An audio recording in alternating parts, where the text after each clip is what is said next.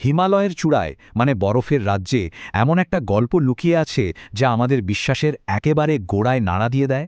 চলুন আজ সেই কিংবদন্তিটাই শুনি, কেদারনাথের জাগ্রত দেবতার গল্প। আচ্ছা, কখনো কি মনে হয়েছে যে হিমালয়ের ঠিক ওই মন্দিরটাকে কেন পৃথিবীর অন্যতম আধ্যাত্মিকভাবে জীবন্ত বা জাগ্রত একটা জায়গা বলে মনে করা হয়? মানে এর পেছনে কারণটা কি? এই প্রশ্নটা কিন্তু যুগ যুগ ধরে লক্ষ লক্ষ মানুষের মনে ঘুরপাক খাচ্ছে। এর উত্তরটা সে তো লুকিয়ে আছে একটা রাতের গল্পে। কিন্তু মজার ব্যাপার হলো সেই রাতটা আসলে ৬ মাস ধরে চলেছিল। হ্যাঁ, ঠিকই শুনছেন, একটা রাত যেটা ছিল আস্ত ৬টা মাস লম্বা। তো আমাদের এই গল্পের শুরুটা হচ্ছে এমন একটা পবিত্র জায়গা থেকে, যেটা রয়েছে দুর্গম হিমালয়ের একেবারে কেন্দ্রে, মানে চারদিকে শুধু বরফ আর পাহাড়।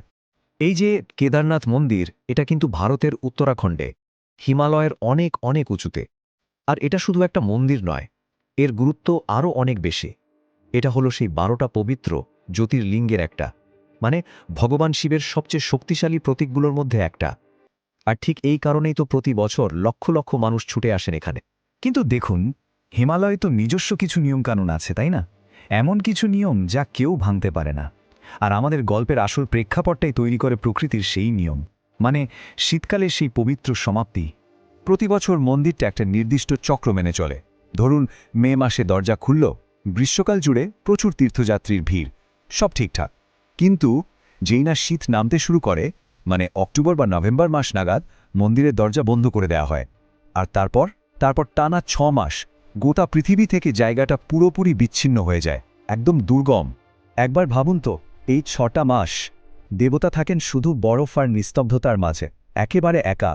চারিদিকে শুধু সাদা বরফের চাদর, আর কিচ্ছু নেই। কোনো মানুষের চিহ্ন পর্যন্ত খুঁজে পাওয়া যায় না।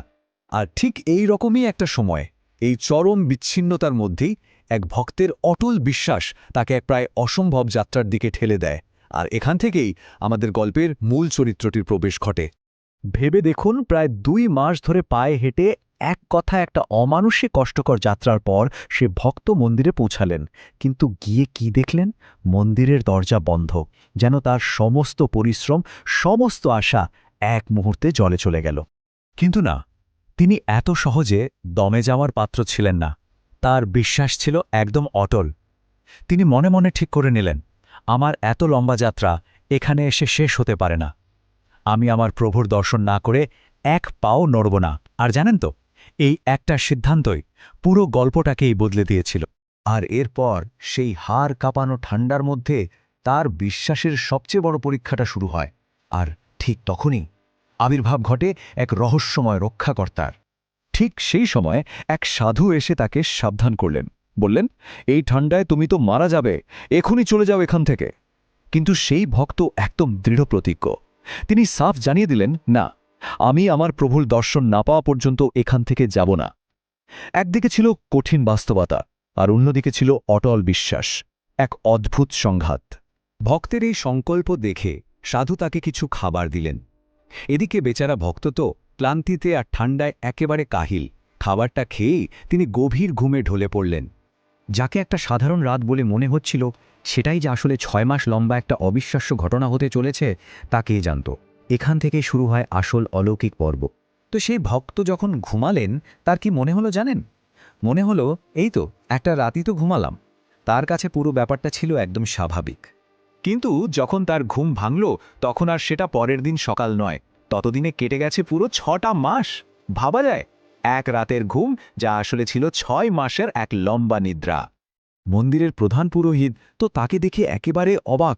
তিনি সেই ভক্তকে বললেন, আরে, মন্দিরের দরজা তো শীতের জন্য ৬ মাস ধরে বন্ধ ছিল, আজকেই তো প্রথম দিন খোলা হলো। ভাবুন একবার সেই ভক্তের অবস্থাটা। কথাটা শুনে তিনি তো হতবাক, কিচ্ছু বুঝতে পারছেন না। পুরোহিত তখন তাকে জিজ্ঞেস করলেন, তাহলে এই ৬ মাস তিনি এখানে বাঁচলেন কি করে? তখন ভক্তটি সেই রহস্যময় সাধুর কথা বলতে শুরু করলেন। বললেন, তিনি ছিলেন বেশ লম্বা, খুব প্রভাবশালী একজন। তার হাতে ছিল একটা ত্রিশূল আর একটা ডমরু। এই বর্ণনাটা শোনার পরেই পুরোহিত সঙ্গে সঙ্গে তার পায়ের কাছেই নতজানু হয়ে পড়লেন। কাঁপা কাঁপা গলায় বললেন, উনি তো কোনো সাধারণ সাধু ছিলেন না, স্বয়ং ভগবান শিব নিজে এসে তোমাকে রক্ষা করেছেন। আসলে ভক্তের বিশ্বাস এতটাই গভীর ছিল যে স্বয়ং ভগবান তার কাছে আসতে বাধ্য হয়েছিলেন। আর ঠিক এভাবেই একটা কিংবদন্তি ধীরে ধীরে লক্ষ লক্ষ মানুষের বিশ্বাসে পরিণত হয়। এই যে অবিশ্বাস্য ঘটনাটা, এটাই কিন্তু কেদারনাথকে ঘিরে যে গভীর আধ্যাত্মিকতার কথা আমরা শুনি, তার মূল ভিত্তিটা তৈরি করে দিয়েছিল।